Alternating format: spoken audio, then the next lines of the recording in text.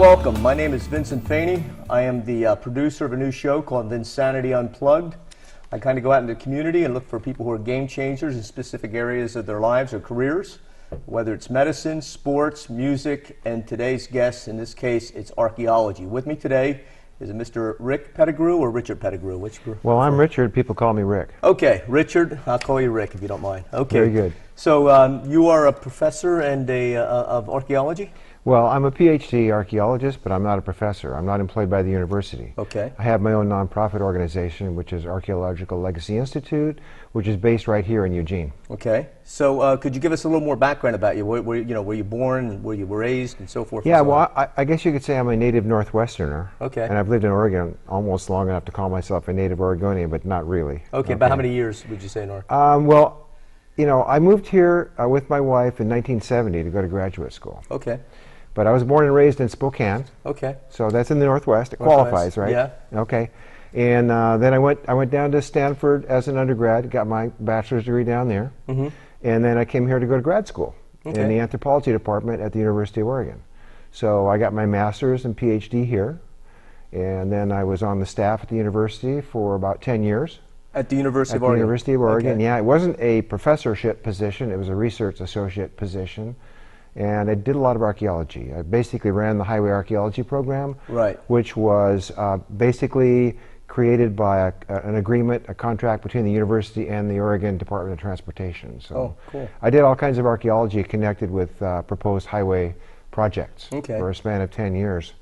That was very intense. I did a lot of work on a lot of different sites. For highway projects? That's right. Why would you need an archaeologist for highway projects? Well, federal law requires that when there's federal money involved in a project, that the area to be affected by the project needs to be looked over, for a variety of environmental reasons. Archaeology is included, right? Oh, okay. Cultural resources. So every proposed project that was going to affect the land, disturb the land in any way, needed to have an examination, So we did background checks and surface inspections, and sometimes that resulted in discovering things, and we would go back as necessary to investigate those things, and sometimes it led to large-scale archaeology.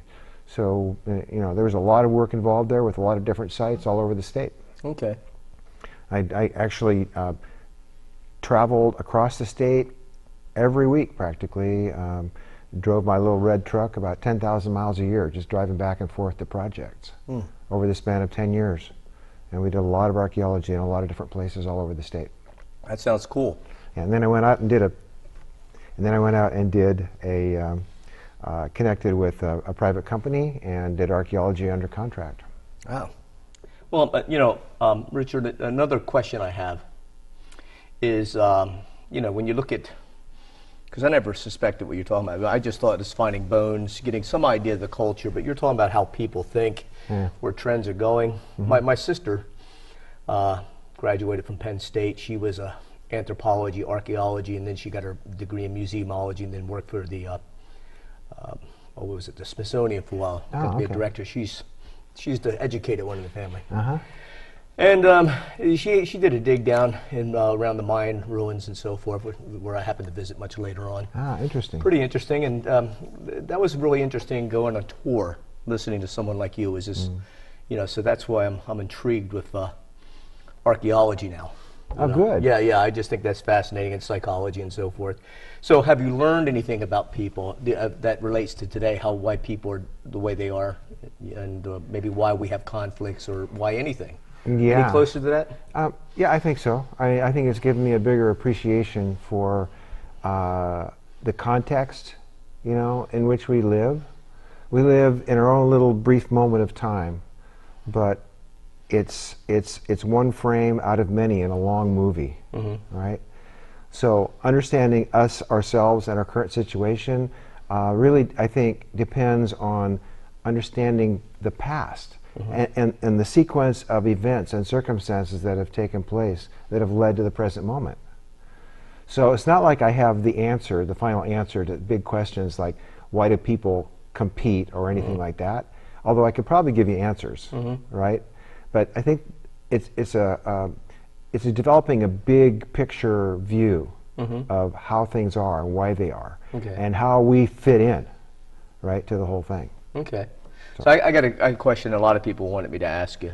Okay. Do you view yourself as an Indiana Jones? Have you ever seen the movie Indiana Jones or Of anything course, like that? I've seen all those movies. Okay, so you can relate to that? Do you wear the yeah. same hat? Well, you know, I have hats like that, but I've never stolen an idol. Okay, okay. Okay. I've never, you know, been surrounded by snakes, and I've never fired a gun at anybody, or used a whip. Okay. Okay. So yeah, so that, you know, that portrayal of archaeology is not very accurate. Of course, I'm sure most people realize that. Yeah. It's just fun. It's just a movie, right? Yeah, I've used whips, but that's a different story. I don't want to talk about that. Anyways, yeah. So the Indiana Jones, that's got quite a few people interested in archaeology, Well, traveling sure. the world. Yeah, I mean, you know, it interests people in the adventure, the romance of archaeology, and yeah, there's a lot of adventure and romance in archaeology, but there's also a lot of just grunt work. Yeah. Yeah. You know, in fact, mostly it's grunt work. And that's, you know, the normal everyday stuff. The romance is probably like, you know, 1% of the experience, but it's the part we like to talk about. Oh, right? which part? The The romance, romance part, you know, the exciting stuff, you know. Okay. And that's what you live for, I guess, you know. It's not all about scraping a trowel in the dirt in a square hole, which is kind of boring, actually. Yeah. But it's that moment when finally you have this aha realization. Ah, look what we have. Wow. Yeah. Yeah. So you know, another question I wondered is, well, one, you get to go all around the world and travel, and so you get you're studying regardless where you're going. Like, let's say my sister went to Belize. Okay. And she's down there in a dig, and so she's searching in the past for the culture of the past, but she's relating to the people at that present time, right? The culture. Yeah. And so. You're talking about the native people? Yeah. Yeah. Native people or whoever. Well, sure. Right? You know, when you've got native people that are connected with that culture that you're exploring, it helps you to understand it better. Yeah. Because you can, once you understand them, you have a better idea of what people were like at the time that they built and used these sites that you're exploring, right? Yeah. And we know, like the Maya, they spoke a language that we basically understand because people speak Maya today. Okay. And, you know, that's an interesting story, you know, about how people have deciphered the Maya hieroglyphs. And one important, you know, fact that made that possible was that we know the language. So we can piece together the puzzle. Right. Right. I've heard stories about who discovered the Rosetta Stone? Champollion, Okay. you know, who was on the expedition to Egypt when Napoleon decided he was going to go down and conquer Egypt and the Middle East, and pulled a lot of scientists into Egypt, and they found a lot of stuff, including the Rosetta Stone. And that helped to fill the gaps in a lot of things, or? Well, what's the story with the Rosetta Stone? Yeah, well, the Rosetta Stone, it's, you know, the Egyptian hieroglyphics were basically undeciphered at that point in time. Okay. Very little was understood about them, but the Rosetta Stone had, I think, 3 different languages side by side with the same text. Okay. So that's a very good key, right? Yeah, yeah. So you can say, okay, well, this word means that word means that, this is what it says, and so you can figure out how the language works in writing. That's how, that was the big breakthrough. Okay. Another question that some of my friends who are like into all sorts of things, we talk about aliens and weird stuff. So they said, could you ask Rick about Zecharia Sitchin? Do you know Zecharia Sitchin? No. Oh, okay. Tell me about Zecharia. Well, Zecharia Sitchin is supposedly a scholar of some sorts. I guess he would help to decipher the Sumerian cuneiforms or something. Okay. And so I think he was an archaeologist, but the Sumerians allegedly are also one of the cradles of civilization. Well, sure, yeah, Mesopotamia, definitely, which is right next to Iran, by the way. Right. And that's what I'm going to be getting to that in a little bit, but just if you would satisfy my curiosity, maybe. Zecharia Sitchin claims, after all the study and the deciphering, and he has his detractors, that the Sumerians talk about these aliens, gods, that came in and used their technology to create early hominids into more advanced humans to be slaves to mine gold.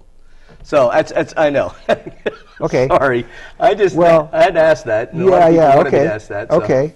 You know, that's the kind of stuff that people like to believe because Sure. it's kind of cool, Yeah, right? yeah. But I don't subscribe to it. Okay.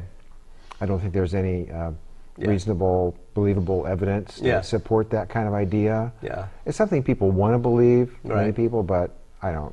I mean, to me, even if it was buy it. true, I just, you know, they're not paying my mortgage, so it doesn't really, I don't know. It just, you know, there's no investment for Yeah, me. I know. I mean, ancient aliens is something that's been discussed for a long time, Yeah, and yeah. it's a fascinating subject. But for me, it's kind of boring because you know, it doesn't get me to first base. There's other stuff that you could verify for real what's happening Yeah, here. yeah. I mean, it's an interesting idea that has no strong support for it, you know, in actual evidence. Okay. I just had to get that out of the way. Yeah. Okay. Well, Rick, one thing I want to get next is Okay. you got a trip coming up. Mm-hmm. You've been there before. You're going to go again.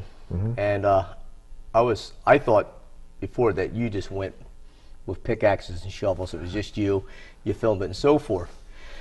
But the deal you provide sounds a heck of a lot cooler. Yeah. Where you have travel and then invite people to join up and come with you on not a cruise. What would you call it? It's a tour. A tour to Iran. And you're not just to go there to hit the nightclubs. You're going to go there to hit everything, all the relics and the areas of history. Site. Yeah, historical sites. That sounds fascinating. Yeah. So tell us a little bit about that.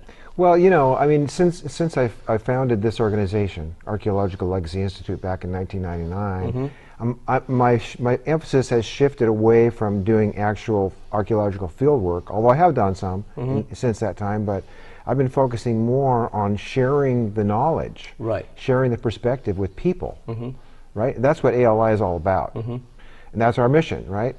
So, you know, we're really a media organization, but, you know, we got involved with tours, and I can tell you how that originated, but let's just talk about the tour. Tours are a way of helping people understand the past. Right. So it fits in very nicely with our mission. Right. And the tour of Iran is a real hands-on experience. So I'm not doing archaeology in Iran, Right. but I have learned about what has been done there and what is known about the past, the history and prehistory of Iran. And the sites that we will visit are representative of those periods of history, Yeah. you know, and that's our focus. Well, you know, I would look through your itinerary, and it's like 17 days, 1 day or so for travel to, and 1 day or so to travel back.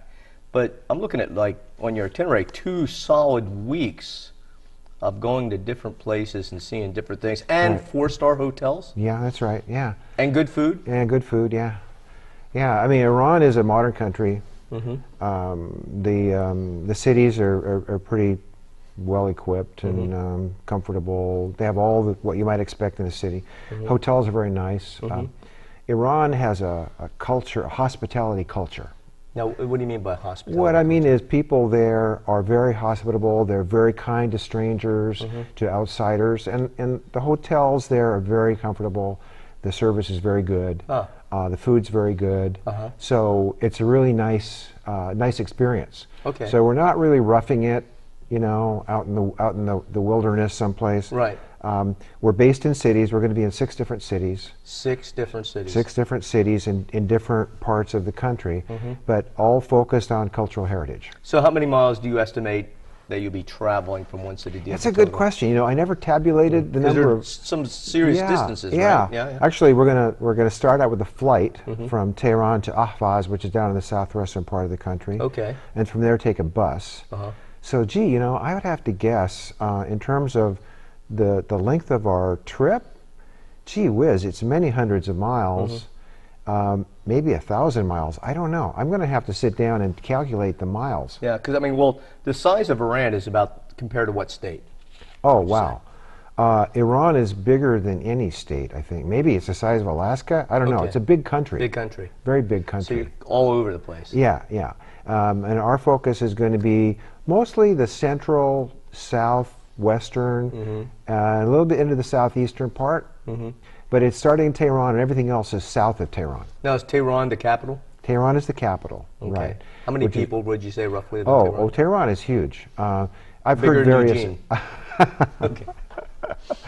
Yeah, Eugene would be one tiny neighborhood in Tehran. Okay. So, yeah, Tehran, I've heard various estimates, depending upon how you divide it, where you draw the boundaries, you know. Right. Anywhere between 12 million and 17 million Wow. in the metro area. That's bigger than Philadelphia. Oh, giant, yeah. It's, Yeah. Philly, yeah. it's big. I mean, it's comparable to the LA basin. Wow. You know, I mean, I've been up on top of Milad Tower. We're going to go there, by the way. It's Okay. the sixth tallest telecommunications tower in the world. The sixth tallest. Yeah. Okay. It's pretty tall. You go up to the top, and even on a good day, you struggle to see the edge of the city. Yeah. It's pretty, you know, you don't really see the end of the city in either direction, Yeah. east or west. Wow. So it's a big city. Yeah. Wow. I noticed years ago when I was my first plane flight from Philadelphia down to Paris Island, you know, and I was up there and I was, you know, never seen Philadelphia from the air, and it was like this one big, looked like a concrete cancerous sprawl, you know, that just, you're way up and it seemed to last forever for a while, but here Tehran is even much bigger. Tehran is interesting because the northern part, the northern edge of the city is a huge mountain range. Mm-hmm. It goes up, you know, like, I don't know, 15,000 feet. It's got snow-capped peaks and everything. Wow. And it's steep, so the city just has been built right up against the base of the mountains. Wow. It's kind of like Salt Lake City that way, you know. Oh, yeah. It's built up against the base of the mountains. Yeah, yeah. And then in the other directions, east, west, and south, it's pretty much flat. You go south into the central Iranian plateau, which is basically desert country. Mm-hmm. And the cities out there are kind of like oases in the middle of the desert. Right. Oh, okay. So good, because you know, it's surprising people's perspective on other cultures. You know, I get friends who are highly educated, dean's lists, so forth and so on. But when you don't go someplace and you just, like, I had friends who thought Oregon was still, they were surprised when they came out here. It shocked them to see a McDonald's. It shocked them to see. I mean, they thought that everybody would be like. They said, you know, they were worried about the Indians. Yeah, yeah. You know, they worried about the warfare. They worried about. They thought they would come into town. It'd be dirt streets and wooden sidewalks, and then there'd be sawdust in every saloon door. Right, you know, and I'm like, dude, this is. Those are kind of stereotypes that people develop, and people have stereotypes about the Middle East too. Right, right. You know, I mean, you can kind of imagine, you know, turbaned people, camels walking through the streets. You know. Women with veils covering their heads and all that stuff. Right. Well, the reality is quite different. Okay, and the thing even, you know, that I sometimes just think from TV is all that what you said, and I just think, you know, maybe it's all the biblical movies I saw, that the entire Middle East is nothing but just harsh desert with one or two miserly little oases. And that's not true, is it? No, it's not true. Iran has some big mountain ranges with snow-capped peaks. They have ski areas. They have forests.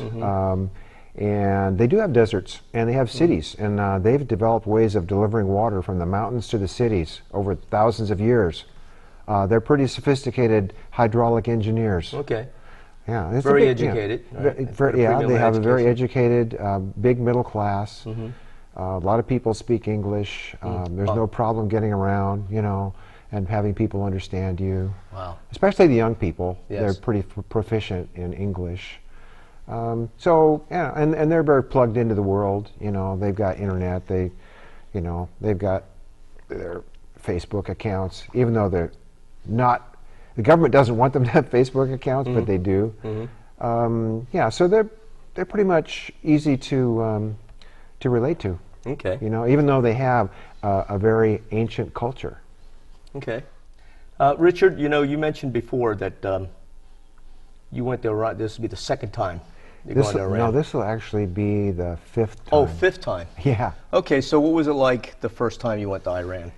You know, I was kind of in the same boat with a lot of people. I never thought that I would ever go to Iran, you know, because I'm just as affected by the stereotypes as anybody else, I suppose, although I question them. Yeah, you sure. know. Nevertheless, back in 2013, I got an email from people at the Cinema Verite International Documentary Film Festival in Tehran, and they invited me to be on their jury.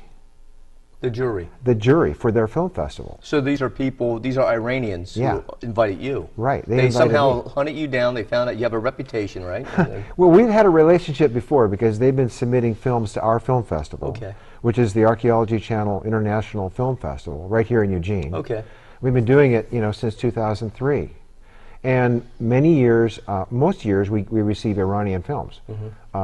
Iranian people are crazy about film. And everybody in Iran's a filmmaker. Okay, right? really, yeah. So yeah, there's a lot of filmmakers, and so we've received a lot of Iranian films for our film festival. Okay. And then finally in 2013, they already knew about me, you know, because we had that connection.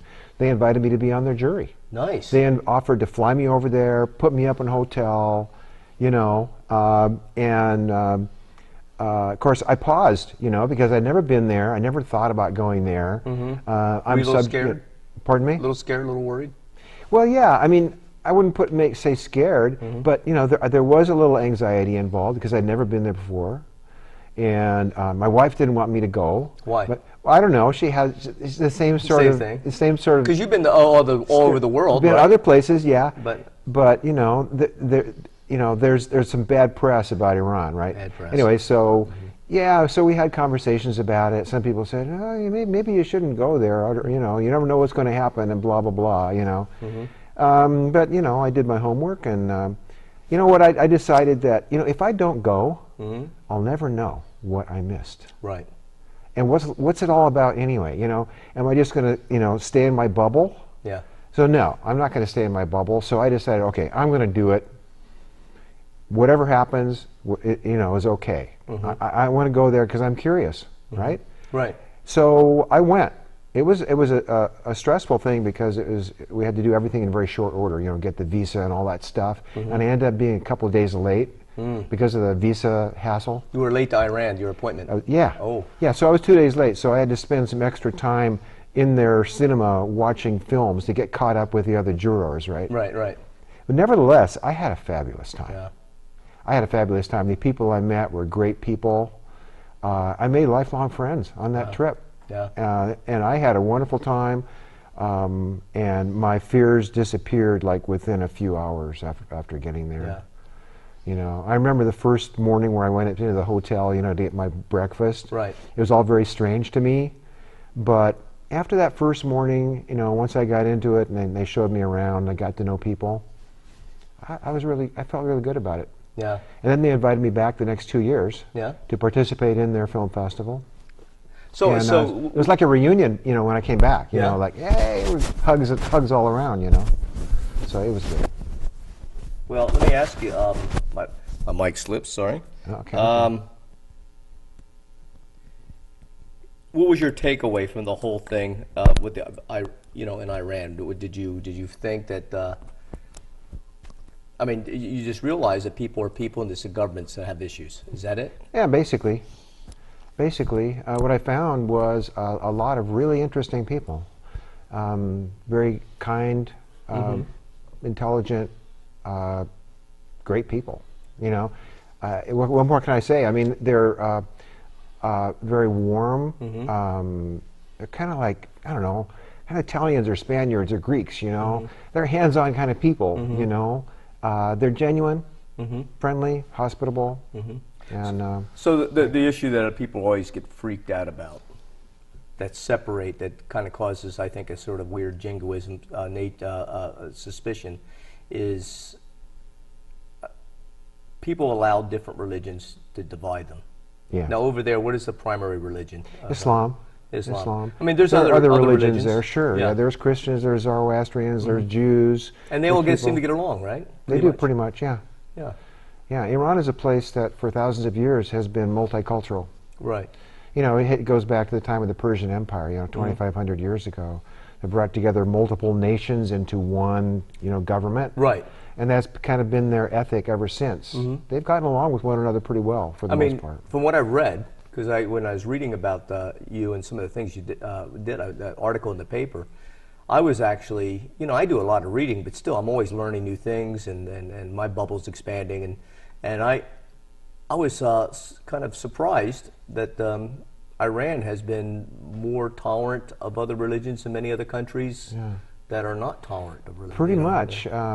That's their history, going back centuries, and even today, that's the ethic, you know, tolerance. That's not to say there aren't limits to their tolerance and that there aren't problems. There are. Well, humans. Yeah, you know, I mean, like in our country, we have problems with tolerance too, and Yes. we struggle with that. Yes. Right, and so they do too, and many other countries do too. But they do have a strong ethic of tolerance that's demonstrated by how people behave. I'm not saying they're perfect by any means, but I was kind of surprised to see that they were as reasonable and tolerant as they are. I find them very easy to communicate with. Yeah, there's no big divide there. I think they're a lot like Americans, actually. Yeah. You know, they're very personable. They talk to strangers. They're kind of like us. Yeah, it's strange, huh? Yeah. Isn't it something? Well, I hope this doesn't go off subject, and let me know if you think it's something that you either don't want to talk about or aware. I just trying to compare Iran to Iraq in a way. Would you think that if you went to Iraq that, I don't know, at any time in history that Americans would be surprised of Iraq? Is there any? You know, I think most places where you go and you interact with normal people, it's the same story. People are kind, good people. And I'm not saying Iran stands out as special in that regard. Maybe a little bit. You know, they're pretty warm people, and they're Iranians, right? So in Iraq, most of the people are not Iranians. They're mostly Arabs, but they have other ethnic groups, the Kurds and so forth. Then they have their divisions, you know, the Sunni Muslims and the Shia Muslims. Right. The Shias are majority in Iraq. And that's a predominant form of Islam in Iran as well. Right. So there's a natural kind of connection between the Iranians and the Iraqis in that sense, at least the Shiite people in Iraq. Although Iranians and Arabs are very different. This is one of the stereotypes that I really want to smash. Iranians and Arabs. Iranians and Arabs are very different. They're at different ethnic groups. They speak different languages. They have a different history. And they're not the same at all. They're culturally very different. And historically, there have been conflicts between Iranians and Arabs that go back all the way to the Arab conquest of the 7th century, when they conquered the Persian Empire and brought it down. That was the biggest turning point probably in the history of Iran, and there have been a lot of consequences from that. So Iranians mostly converted to Islam, although it took a couple of centuries for that to happen. They eventually resurrected their language as the predominant language of Iran. Originally, after the conquest, the Arabic was the official language, and gradually Iranian became the dominant language, official language. And there's a long history there. Over the Middle Ages, there were all sorts of movements of people and back and forth. But still, there's a big divide between Iranian people and Arab people. And you see that today in the conflict that exists between Iran and Saudi Arabia, and maybe the Persian Gulf states. I don't want to overstate that. These are government kinds of issues, but they do have their roots in the culture.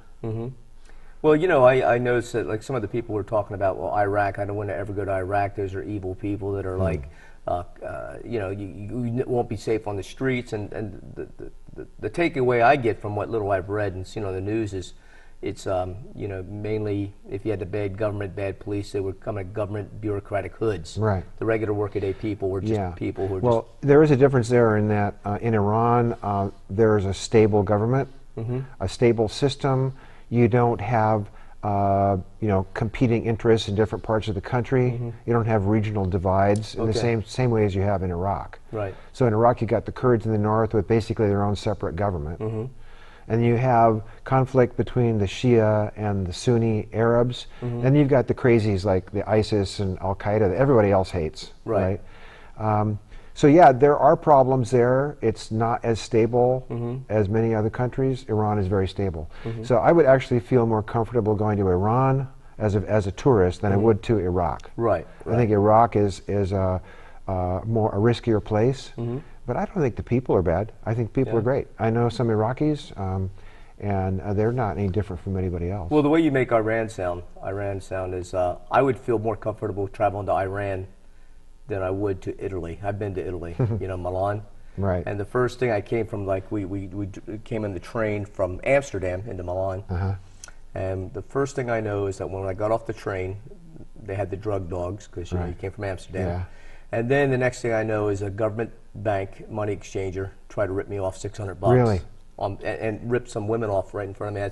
That's supposedly like chronically happens. I have friends who like lived in Italy, who you know, stayed there for years, married people from Italy, and then came back and taught in Italy. And they said there's some issues with governments. Yeah. People are great. Yeah. Great people. Well, sure. There are issues of government. There's crime. There's the mafia, things like that. So you have to watch out. You know, when you're in the big cities, you have to watch out for pickpockets. Oh, you got to watch out for people trying to steal your passport. Yeah, and all that sorts of stuff. Yeah. But that's not really a problem in Iran. In Iran, what I've seen is law-abiding people follow the rules, and I don't feel threatened at all.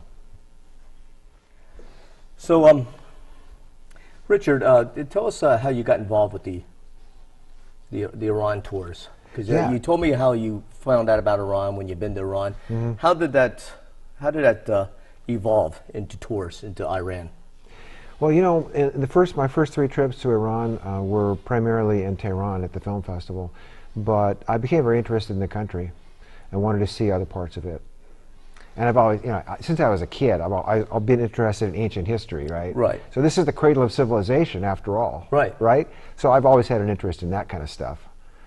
But, you know, it didn't really come out, we didn't really think about seriously doing a tour until about 2 years ago when we had an Iranian come to our film festival, an Iranian filmmaker and an associate with him. And he's from Shiraz. And his associate has a brother who works for a tourism agency. Okay. A tourist agency that does tours. Okay. Right? So we got to talking about this, and the idea came up, well, maybe we could do a tour to Iran, right? And we explored that topic and figured out, well, hey, you know, there's really nothing stopping us from doing this except for a bunch of work. Right. Right? So we started working on it, and it took us about 16 months of preparation to get everything together and finally go to Iran. But it was through our film festival. So many things happen as a result of our film festival. It's funny, you never suspected, though. Never suspected that. But, you know, that the film festival has connected us with people all around the world. That's what makes you a game changer, because there's other archaeologists who go there, go to places, and with the new technology, they may get on National G or the History Channel, and they show themselves on TV, but you're doing that and bringing people. Yeah, exactly. Cool. So as a media organization, we're involved with showing, you know, media to people, presenting it to people, and bringing people together, and it's worldwide. So we have connections with people in many parts of the world. And Iran had become a special connection because of that specific history that I mentioned. So, you know, the film festival led to a tour, which I originally never planned, you know, for us, but we ended up doing it. Now it's very comfortable. We've developed this tour. We're doing it again, you know, this fall. And now we're expanding it, and we're doing other tours as well. Wow, that is, I want to go. Okay, so come along, man. I'm gonna actually go out, believe it or not. Let's do an interview at Persepolis, the ancient capital of Persia. How about that?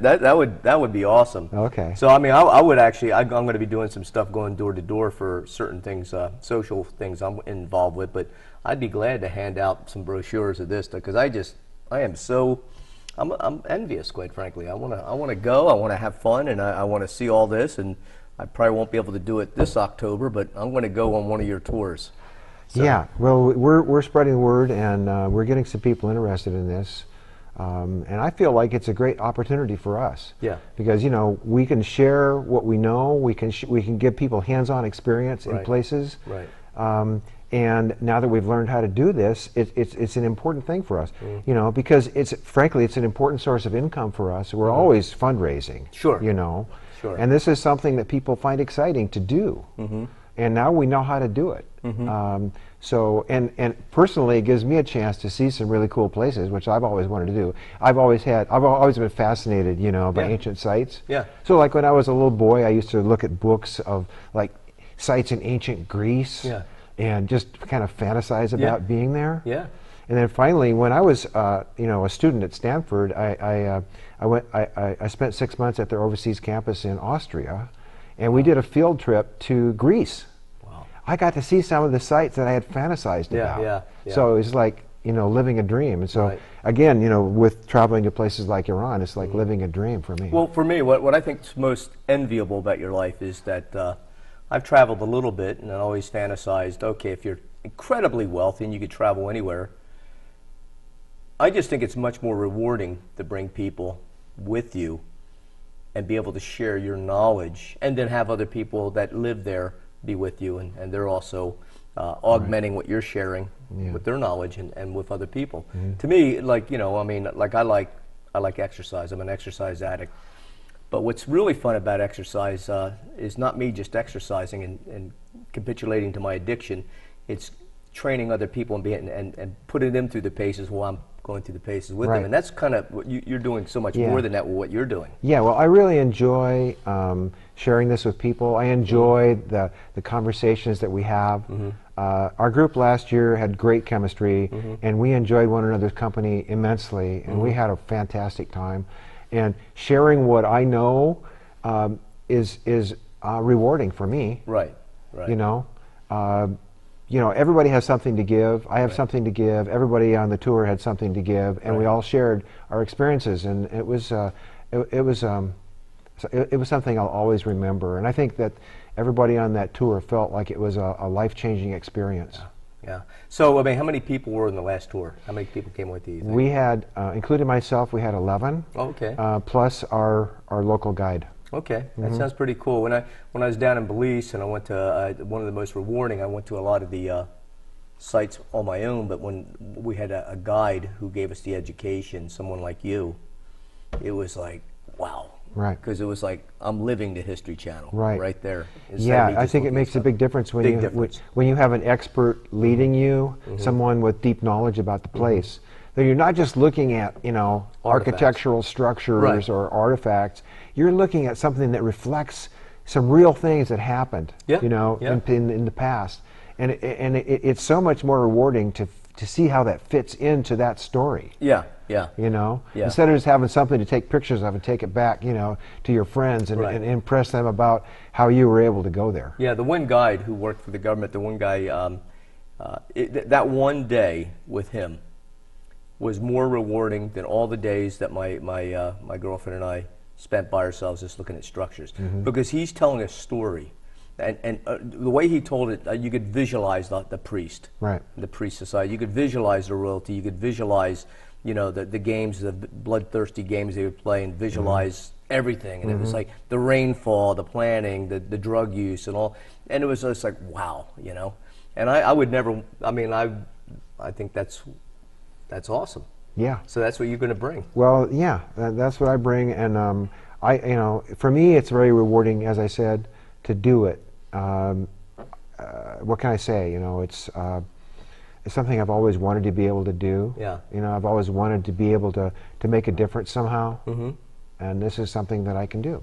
So, if you're doing this, I mean, you know, I would think anybody hearing about this, especially, you know, when I was looking at the cost, considering what you're offering, how many days and everything else, that package is like, oh my God, could you ask for a better deal? Yeah. Now, I don't know if I could say what the price is on the air. They should go to your site. I'm not sure if I'm allowed to do that. Okay. So we won't talk about the price, but I will say one thing.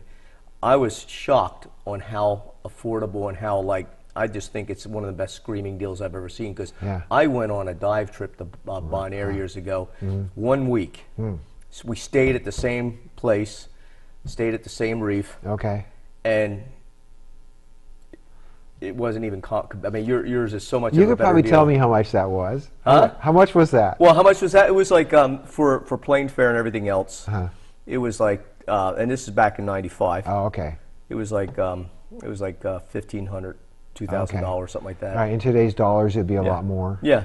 Yeah. But I mean, the thing is that you know, but that's why I think your deal is. I mean, you're traveling to all these different places. Right. Part of the experience, I would imagine, is the bus ride. You get all the countryside you get to look at, because That's true. that's part of the tour itself. Not just here, not just there, not just there. Oh, sure. You know, and places where we stop, and you know, driving down the road, you get a view of the country, Right. the landscape. Right. you know, the fauna and flora, Right. the people, what they're doing, how Right. things are organized. It's cinematic, you know, Yeah, on the bus as you go absolutely. by, yeah. Yeah, so that's part of the experience. Yeah. It's not just being at the places, it's getting there Right. and interacting with the people. I mean, Yeah. even like at the hotels Right. and the restaurants and Yeah. places we stop along the highway to go to the bathroom, you Yeah, know? yeah. You know, anything like that. Yeah. We stopped at places like where somebody was selling stuff, you know. They parked their van and they put out some tables and laid down their carpets or clothes or whatever they were selling there, and our people got out of the bus and went over and shopped. See, what I would like is, you know, that poor guy who just recently killed himself, Anthony Bourdain, yeah. But, you know, that's an experience that you and all the people that go with you are going to have is Right. the ethnic food. Oh. They'll get to sample the Yeah. different, incredible food. Yeah, well, Iran had a very ancient and complicated cuisine. Yeah. Lots of different kinds of things, meats, vegetables, fruits. You know, interesting flavors. You know that you don't get in other places. Yeah, and saffron is very big there. They like it's common for like even a lunch to have a big bowl of rice with saffron over the top. You know, and we had actually. Their servings are huge. We couldn't eat all the food. Yeah. So we had to ask them to cut back on the portions because we couldn't eat all that food. Yeah. But it's excellent, high quality food. I'm especially impressed by their fruit. A lot of fresh fruit of all different kinds. The Bam dates. Okay, Bam is a city in southern Iran that is known for its dates. It's like an oasis in the middle of the desert. I love dates. And it's like a date palm forest. There are date palms everywhere. Really? In front of the buildings and all the vacant lots, all over the place. And the Bam dates are delicious, sweet, soft, juicy, wonderful. Yeah. You know, the best dates I've ever had. And they have other wonderful fruits as well. Yeah, you know, I got friends who are like you. They're not an archaeologist, but they are very well traveled. And some of them have told me that, and I believe it because I got that sampling in a couple of countries, that the food, we like to think as Americans that you go to the supermarket, and while we do have a lot of food, that the food itself is kind of like agribusiness kind of food. Right. And then when you go to other countries that we tend to think of program, oh, these poor impoverished countries, they probably have some like little miserly cabbage, Right. little this and that. It's probably dirty and tastes bad or whatever, and you just eat it because you have to.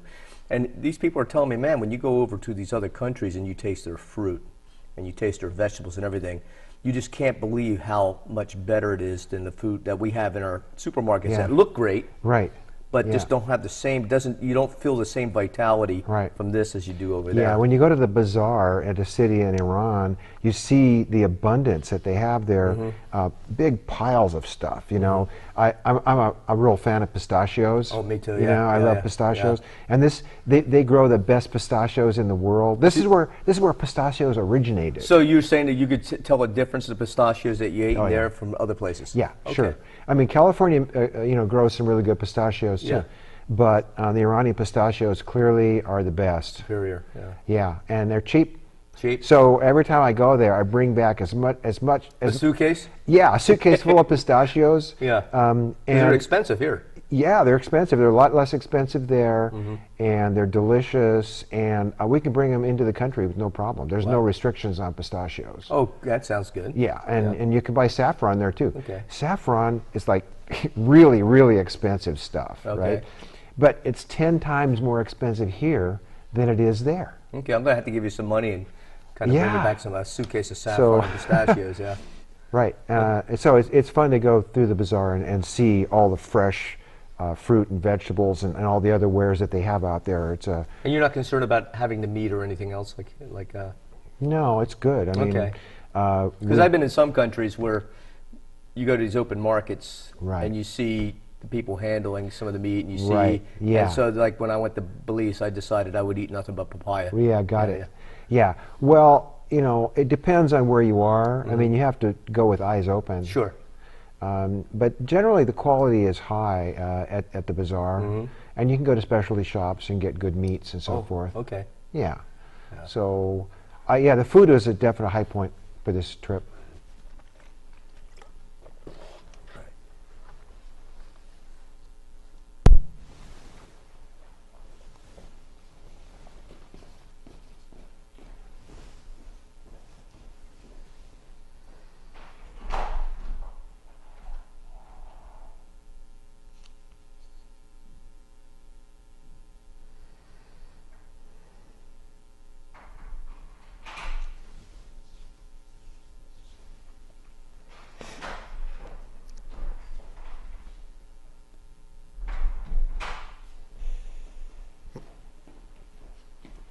So you think we should cover maybe some of the stops where we're going to be we'd be visiting? Yes.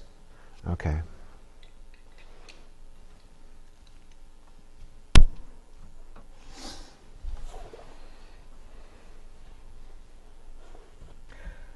Well, Richard, you know, you got about how many different stops are you going to be going on?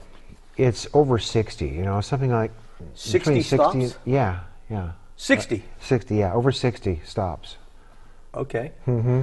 All in all different places. You know, we're going to be staying in 6 different cities. 6 different cities, Right. 60 different stops. 60 different stops. Wow. We're going to have one flight. We're going to fly from Tehran. We're going to start in Tehran. We're going to visit some museums, including Right. the National Museum, which is incredible. Right. The Glass and Ceramic Museum, which is a big surprise. The Carpet Museum. Mm-hmm. It's, you know, this is like where carpets come from, right? Mm-hmm.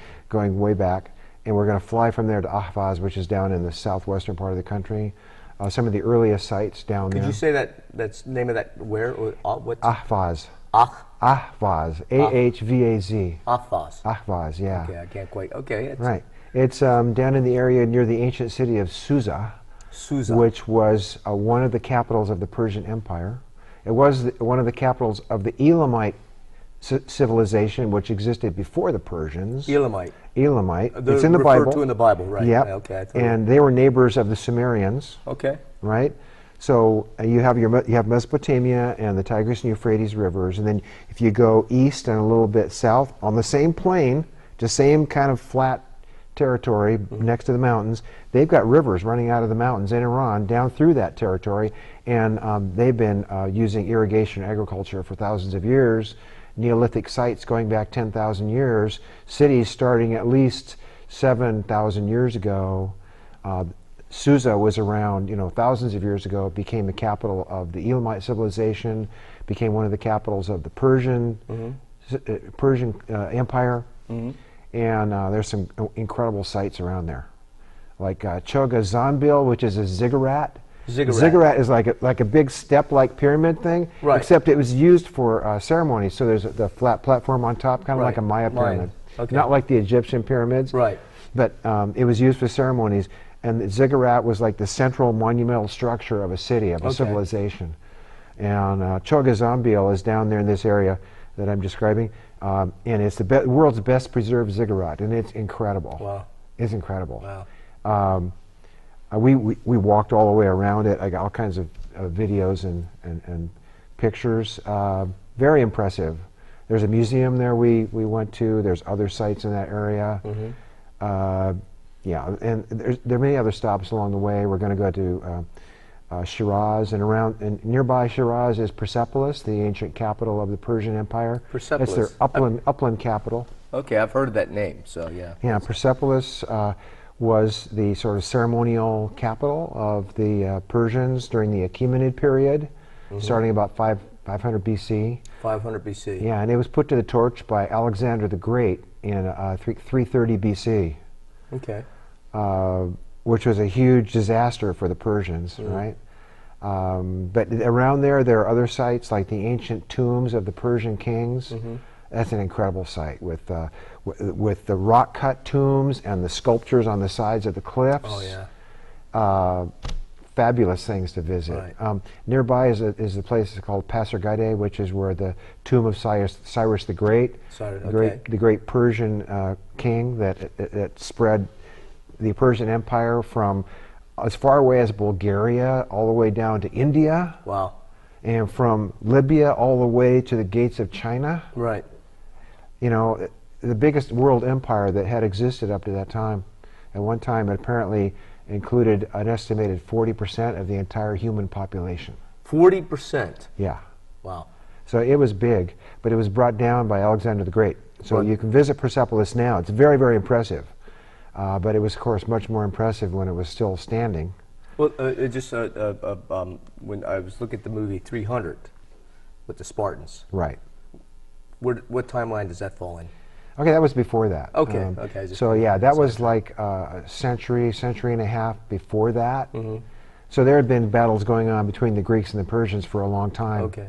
And finally, you know, Alexander decided to even the score, and he basically took over the Persian Empire and extended his empire all the way to India. in a young age.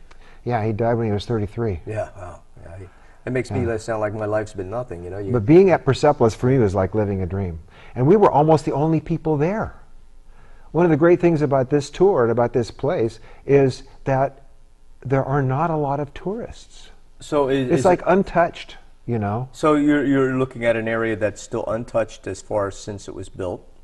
Is there a nearby city or place to stay? Well, Persepolis, of course, is a ruin, right? That's a ruin. It was brought down by Alexander, but they've resurrected some of the pieces, and you can walk around there and you can get a really good idea of what it looked like, what it was like. Wow. And it's still very impressive, with huge columns and incredible sculptures. You can see where the palaces were.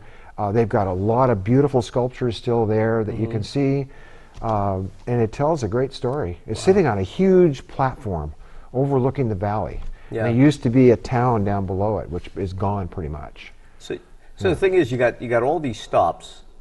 How would you? I mean, I can't imagine having a favorite place. I mean, you know, what else? I mean, you know, every day we had a new favorite place. A new favorite place. Because it seemed like every day along the tour, what we're visiting now topped what we saw before.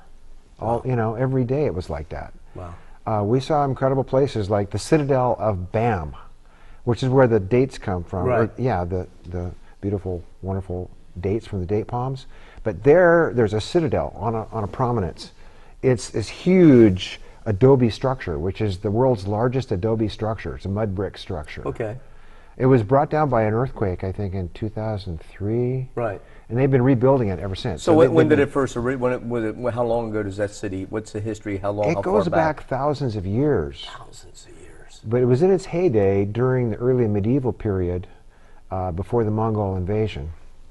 The Mongols swept in and just burnt city after city, including the previous city, Tehran. Now, the Mongols, was that Genghis Khan? Or Genghis Khan. Genghis Khan. Genghis Khan swept down over Iran in the early 1200s. Wow. And I heard he was quite promiscuous, and he was. Many people have his genes or DNA. It's true. It's true. And even today, there are a lot of people with Asian features in certain parts of Iran. Oh, okay. Yeah, they're descendants of the Mongols. Wow. Anyway, Bam is a fabulous place. It's this medieval town behind some walls. It's largely fallen down, and they've been rebuilding it because of the earthquake. But it's fascinating to see, and the town itself, you know, with all the date palms. And it's interesting to drive into because you're driving across the desert, and you see this green spot on the horizon. It's like an oasis in the distance. You drive into it, and it's a very compact city with a forest of date palms, and then in this one area there's the citadel that overlooks the whole place. Wow. It's fascinating. So what size area does Bam? Bam, yeah. What size area does that take up itself? Well, the old city itself, you know, is probably about, I don't know, half a mile across. Okay. Something like that. Yeah, and then of course it's the modern got big part. city walls around it, and there's a moat around that. Wow. And then there's an inner wall. There's the town inside the wall, and then there's another wall that protects the citadel itself. And then you've got this big structure sitting on top. It's pretty impressive. Wow, God. And there are other places like that in Iran too. So where else are you going to go besides there? We got a lot of places. We're going to go to Giraft, which is in the far south, which is a place where a lost civilization was discovered less than 20 years ago. A lost civilization? A lost civilization was And when was that discovered. civilization supposed to exist? It was, what we know about it now is it was about 4,500 to 5,000 years ago. These big structures, I mentioned the ziggurats, they've got structures like that that are mostly still unexcavated. They look like hills. Okay. But they're actual structures. Okay. The archaeologists are gradually uncovering them, and we're starting to learn a little bit about this civilization. They have a written script, which we cannot read. And most of the tablets of this script that have been discovered are in the Giraft Museum in the town of Giraft, which we visited. Right. It was one of the high points of our tour. The artifacts from this civilization are quite remarkable. Most notable, I think, is the stone-cut vessels. They look like ceramic vessels, but they're cut out of stone. So you mean like drinking cups and so forth, and pots and so forth? Yeah, wow. Yeah. They look like they're ceramic, but they're not. They're made out of stone, of a soft kind of stone, with inlaid things like shell and so forth, and beautiful artwork. Wow. Which is really emblematic of that particular culture. And before 20 years ago, we didn't even know it existed. Right. It's about midway between the Mesopotamia on the one hand, on the west, and the Indus Valley civilization in Pakistan and in India on the east. So it's like a link between these two places. So would you say that that place, the link, the civilized, old, undiscovered, previously undiscovered, is older than the other areas? They're about the same age. Same age, but you just Right. didn't. So you had the early Sumerian civilization and the early Indus Valley civilization, They're which are about the same period. Okay. Yeah, they go back thousands of years. And So this new one in the middle let's is, say about 4,500 years ago, Okay. the Sumerians were in their heyday, and the Indus Valley was in its heyday, and this civilization in southern Iran was in its heyday. Okay. So I think it's likely that there were similar civilizations that linked across that whole territory, from Mesopotamia to Indus Valley, all the way through Iran. Yeah. To me, I think it'd be awesome to have time travel, because you go back and just imagine the type of commerce and trading and stuff, that used to go on. I don't know. Yeah, and there's another old ziggurat that we're going to visit too in the town of Kashan, which is just a little ways south of Tehran. This is not nearly as well preserved as Chogun Zambil's, but it is really old. It's about 5,000 years old.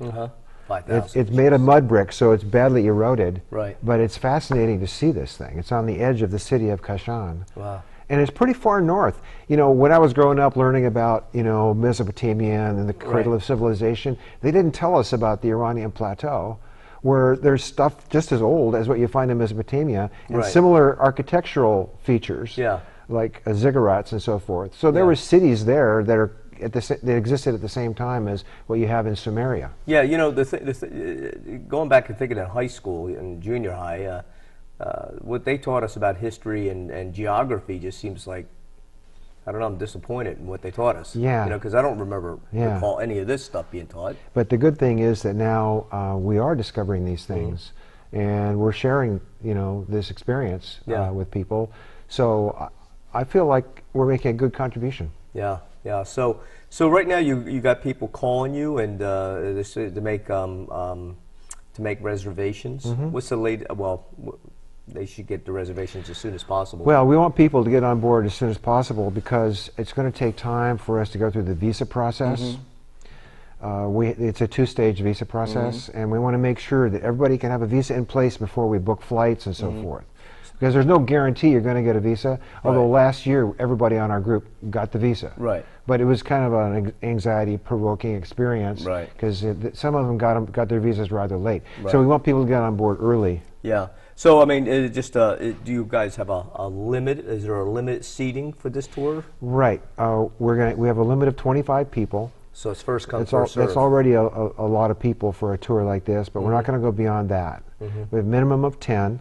Maximum of 25. Our end date for accepting reservations, it will be July 19th. July 19th. And that's cutting it close, actually. So we want to get people on board now, because those people that are already with us were already starting the visa process. Okay.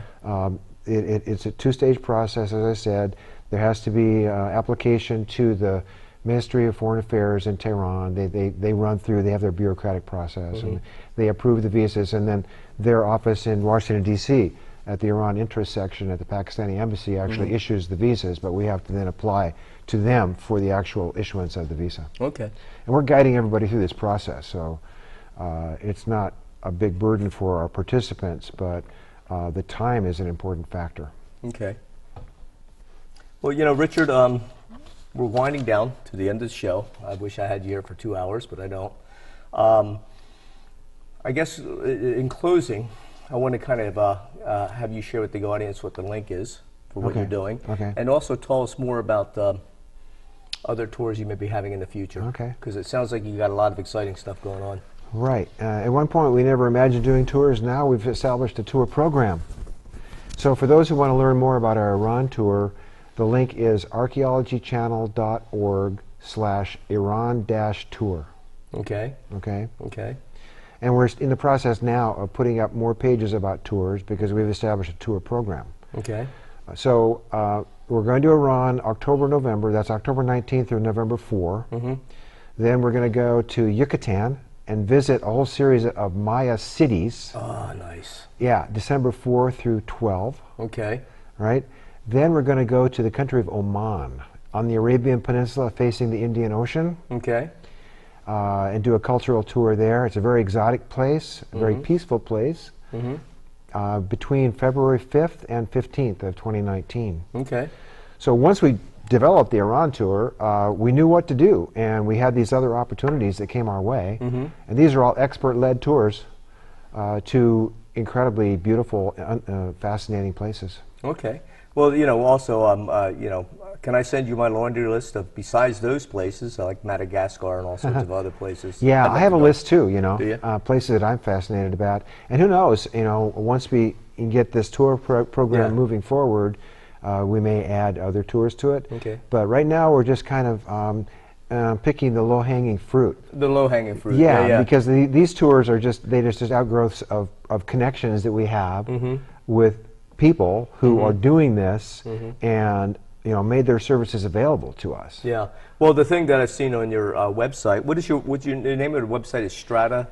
Okay, our monthly show, which we produce right here at Community TV, is called Strata, Portraits of Humanity. Okay, yeah. It's a monthly show which you can find on Cable 29 on this channel. It's on YouTube too, isn't it? Yes. Well, we have our website, which is archeologychannel.org. You can find it there, and it's on other stations. It's on Comcast. Okay. And it's also on stations all the way across the country, all the way to Manhattan. Okay. Mostly community TV stations and college stations, and we have one station in Belgrade, Serbia. Wow. That's carrying the show. Yeah. Nice. Nice. Yeah. All right. So we do that. So you get the low-hanging fruit, all these places I want to go to also. And I'm hoping in the future that you can include the Galapagos, Madagascar, and maybe New Guinea or something like that, you know. But Time will tell. And I'm hoping also that when you do it, that you make certain stops where we can do skydiving and scuba trips. Okay. That's just Actually, we do have scuba on the Oman tour. Oh. Yeah. Okay. Yeah, it's a warm Indian Ocean. We're going to be on the coast. We're going to have availability of scuba and other things like that. That sounds awesome. Okay, so we're going to we have your link, and we'll have all the other important information to get connected with you, phone number and so forth, contact. Because like I said, I'm so excited for you. And when I go, I'm going to be handing out flyers with this other stuff. I just think it's awesome. Right, and we're really grateful to you for having me on, Yeah. so that I can tell people about it. Yeah. Well, I want to have you on quite a bit more. Besides you doing your own show, I'd like to. There's so much I'd like to pick your brain about. So, anyways, this has been Rich Pettigrew. I think you guys ought to go on the tour. I'm hoping I could go. Let's go together, perhaps. It's been a pleasure talking to you. Thank you so much. You're welcome. Thanks, guys.